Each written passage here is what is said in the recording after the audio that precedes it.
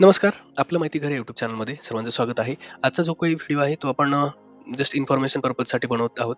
ह्या व्हिडिओमध्ये आज आपण बघणार आहोत की जे ड्राफ्ट लिस्ट पब्लिश आणि फायनल लिस्ट पब्लिश म्हणजे काय? आपण जर बघितलं ज्या काही आपण लाईव्ह लॉटरी बघत असतो त्याच्या जरा टाईमलाईन्समध्ये बघितलं आपण इम्पॉर्टंट डेजच्या, तर त्यामध्ये जी काही प्रोसेस आहे टाईमलाईनची, त्यामध्ये जर आपण बघितलं की ॲप्लिकेशन एंड डेट झाल्यानंतर, ऑनलाईन पेमेंट एंड झाल्यानंतर किंवा जे काही आर-टी-जी-एस, एन-एफ-टी पेमेंट एंड झाल्यानंतर 2 जे काही ऑप्शन आहेत लॉटरी ड्रॉच्या आधी, एक ड्राफ्ट ॲप्लिकेशन पब्लिश आणि फायनल ॲप्लिकेशन पब्लिश. ह्या 2 जे काही प्रोसेस आहे त्याबद्दल आज आपण माहिती बघणार आहोत की ह्याच्यामध्ये काय डिफरन्स आहे.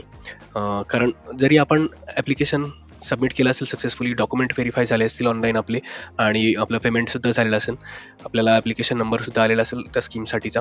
त्यानंतर जी काही ड्राफ्ट ॲप्लिकेशन पब्लिश होतं, फायनल ॲप्लिकेशन पब्लिश होतं, त्यामध्ये काय डिफरन्स असतो, आज आपण तो या व्हिडिओमध्ये बघणार आहोत. तर चॅनलला नवीन असाल आणि म्हाडा रिलेटेड रेग्युलर अपडेट जर आपल्याला हवं असेल तर नक्की सबस्क्राईब करा.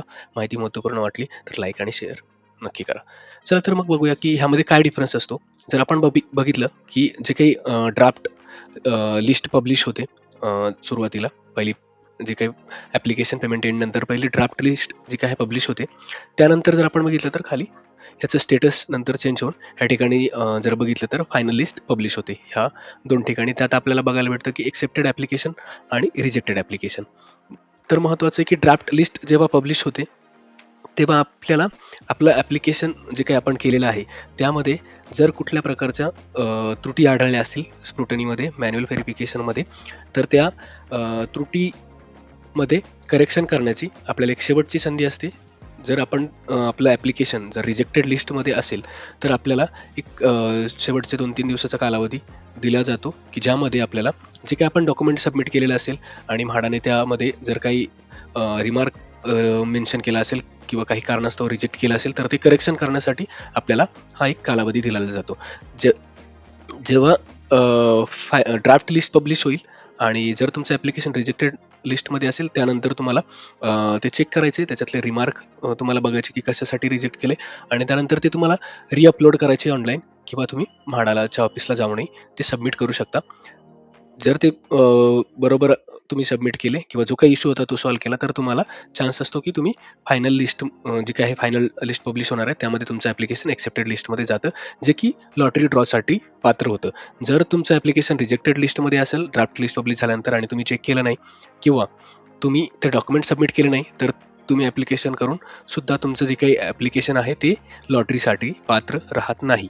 तर ह्याची काळजी घ्यायची आहे की तुम्ही जेव्हा एखाद्या लॉटरीसाठी म्हाडाचं ॲप्लिकेशन करताय, तर ही ड्राफ्ट लिस्ट तुमचं जरी प्रोफाईल जर बघितलं माझं ॲप्लिकेशन सक्सेसफुली झालेलं असेल, एक्सेप्टेड असेल, पण ह्या 2 डेटवर तुम्हाला लक्ष द्यायचं आहे आणि ह्या ज्या 2 डेट्स आहेत, त्यामध्ये ड्राफ्ट लिस्ट पब्लिश झाल्यानंतर तुम्हाला नक्की जे काही तुमचं ॲप्लिकेशन कुठे आहे ते चेक करायचं आहे. आता आपण जर बघितलं तर आपण ह्यामध्ये जर कारणं बघितली, जे रिजेक्टेड झालेले आहेत, त्याच्यामध्ये कास्ट सर्टिफिकेट डिस्क्रिपन्सी आहे.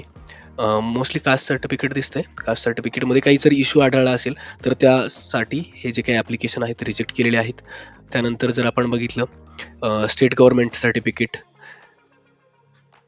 एस-जी सर्टिफिकेट म्हणजे स्टेट गव्हर्नमेंट सर्टिफिकेटमध्ये काहीतरी इश्यू आहे, इन्कम सर्टिफिकेटमध्ये काहीतरी त्रुटी आहेत. अशा प्रकारच्या कारणांसाठी